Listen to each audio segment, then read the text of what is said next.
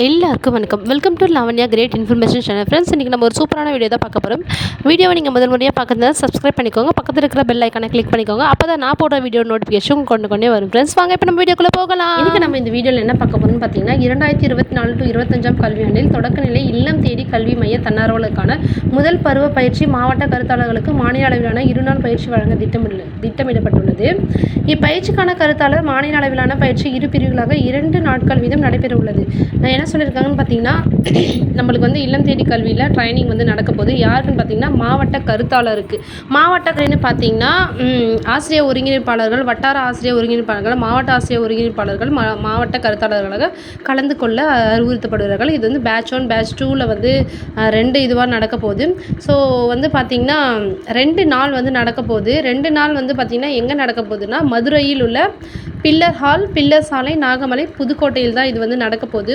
So இதுக்கான ஏற்பாடுகள் எல்லாமே பண்ணியாச்சு. இன்றைக்கி வந்து ட்ரைனிங் வந்து ஸ்டார்ட் ஆகிடுச்சு. ஸோ இதுலேருந்து தெரியுது நம்மளுக்கு இவங்க போயிட்டு வந்த உடனே தொடக்கநிலை வாலண்டியர்ஸ்க்கு வந்து கண்டிப்பாக நம்மளுக்கு ஒரு ட்ரைனிங் இருக்கும். ஸோ இது மூலிமா வந்து மீண்டும் வந்து ஸ்டார்ட் ஆக போகிறதுக்கான ஒரு இன்ஃபர்மேஷன் தான் இது. ஸோ ரொம்பவே ஹாப்பியான நியூஸ் இது. இல்லம் தேடி கல்வி மறுபடியும் தொடரப்போகுது.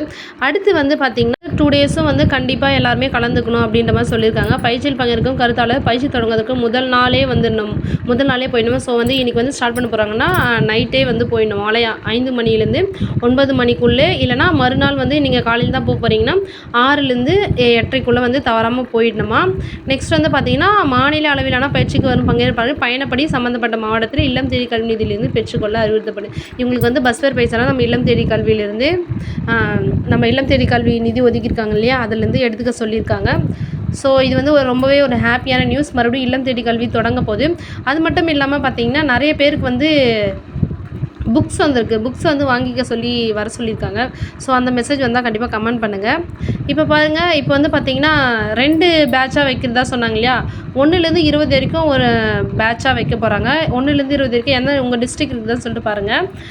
24, 25 வந்து மண்டே, டியூஸ்டே வந்து பார்த்திங்கன்னா இந்த 20 மாவட்டத்துக்கு.